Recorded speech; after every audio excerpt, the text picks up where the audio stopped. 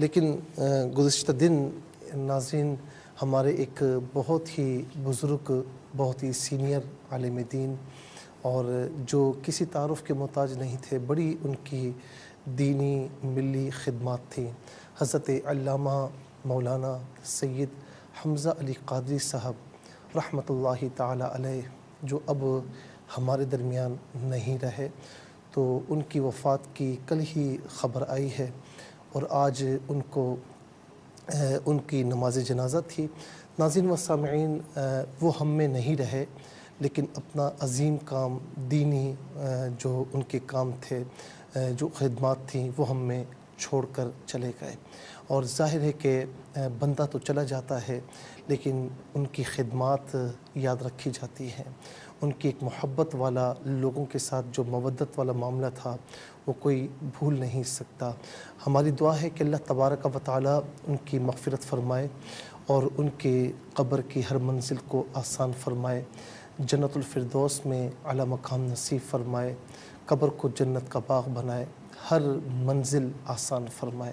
اور میں ناظرین ان کے لواحقین سے اظہار تعزیت کرتا ہوں کہ اللہ تبارک و تعالی ان کے پسماندگان کو، تمام لواحقین کو، تمام خاندان والوں کو صبر جمیل اور اس پر اجر عظیم عطا فرمائے۔ میں اتنا عرض کرنا چاہوں گا ناظرین کہ یہ موت ہمارا پیچھا کر رہی ہے، یہ موت کسی وقت بھی آ سکتی ہے۔ قرآن خود یہ ارشاد فرماتا ہے کہ کل نفس ذائقۃ الموت، کہ ہر نفس کو موت کا ذائقہ چکھنا ہے، ہر نفس کو موت کا ذائقہ چکھنا ہے۔ فرمایا کہ اینما تکونوا یدرککم الموت ولو کنتم فی بروج مشیدہ، تم کہیں پر بھی چلے جاؤ، کہیں پر بھی چلے جاؤ، کہیں بھاگ جاؤ، فرمایا کہ قلعے میں اپنے آپ کو قید کر لو، ولو کنتم فی بروج مشیدہ، کہیں بھی چلے جاؤ، لیکن فرمایا کہ موت تمہیں آ کر رہے گی۔ پھر 28ویں پارے میں فرمایا کہ وَأَنفِقُوا مِمَّا رَزَقْنَاكُم مِّن قَبْلِ أَن يَأْتِيَ أَحَدَكُمُ الْمَوْتُ فَيَقُولَ رَبِّ لَوْلَا أَخَّرْتَنِي إِلَىٰ أَجَلٍ قَرِيبٍ، تو ہمیں چاہیے کہ ہم موت سے پہلے پہلے موت کی تیاری کریں۔ فرمایا قرآن کریم میں رب تعالیٰ نے کہ اللہ کی راہ میں خرچ کرو، اچھے کام کرو،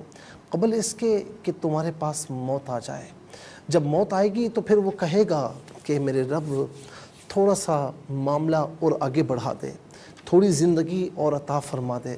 اس موت کو مؤخر کیوں نہیں فرماتا؟ تو اللہ رب العالمین فرماتا ہے کہ وَلَن يُؤَخِّرَ اللَّهُ نَفْسًا إِذَا جَاءَ أَجَلُهَا، اور وہ کہے گا کہ مولا موت کو تھوڑا آگے بڑھا، فَأَصَدَّقَ وَأَكُن مِّنَ الصَّالِحِينَ، میں تجھ سے وعدہ کرتا ہوں کہ میں اچھے کام کروں گا، صدقات خیرات کا اہتمام کروں گا، تیری اطاعت گزاری کروں گا، میں تیرا صالح بندہ ہو جاؤں گا۔ لیکن رب تعالیٰ فرماتا ہے کہ وَلَن يُؤَخِّرَ اللَّهُ نَفْسًا إِذَا جَاءَ أَجَلُهَا، کہ جب موت کا وقت آتا ہے کہ وہ ذرہ برابر بھی پیچھے نہیں ہوتا، ذرہ برابر بھی آگے نہیں ہوتا۔ وَاللَّهُ خَبِيرٌ بِمَا تَعْمَلُونَ، اللہ تعالیٰ جانتا ہے، خبر رکھتا ہے جو تم کرتے ہو۔ ناظرین بڑی سیدھی اور سادہ سی بات ہے کہ اس دنیا میں ہم آئے ہیں، بے لگام ہو کر نہیں آئے، اس دنیا میں ہم عیش پرستی کرنے کے لیے نہیں آئے، اس دنیا میں ہم شیطانی کاموں کے لیے نہیں آئے، اس دنیا میں ہم کھانے پینے سونے جاگنے کے لیے، اپنی نفسانی خواہشات کی پیروی کے لیے نہیں آئے، اس دنیا میں ہم اللہ تعالیٰ کو راضی کرنے کے لیے آئے ہیں۔ ہمارا گول، ہمارا ہدف یہ ہے کہ اللہ تعالیٰ کو راضی کرنا، اس کے پیارے محبوب علیہ السلام کی اتباع کرنا، ناظرین اس کے پیارے محبوب سے محبت رکھنا، یہ ہمارا ہدف ہے۔ اور اس دنیا میں، یہ دنیا دارالعمل ہے، آخرت دارالجزا ہے، اس دنیا میں عمل کر کے آخرت میں سرخروئی حاصل کرنا۔ بڑی پیاری بات ہے کہ بچے کو، مسلمان بچے کو یہ باور کرایا جاتا ہے، اس کے دائیں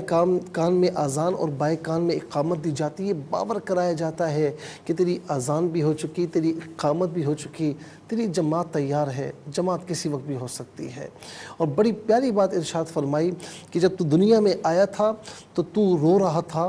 دنیا والے تجھے دیکھ دیکھ کر خوش ہو رہے تھے، ایسے کام کر کے جا کہ جب اس دنیا سے جا تو دنیا والے روئیں اور تو مسکراتا ہوا جائے۔ اللہ رب العالمین ہم سب کو اچھے اعمال کرنے کی توفیق عطا فرمائے، اور حضرت علامہ مولانا سید حمزہ علی قادری صاحب رحمۃ اللہ تعالیٰ علیہ، اللہ تبارک و تعالیٰ ان کی تمام دینی خدمات کو، ملی خدمات کو اپنی بارگاہ میں قبول فرمائے، اور اس کا اجر انہیں اس جہاں میں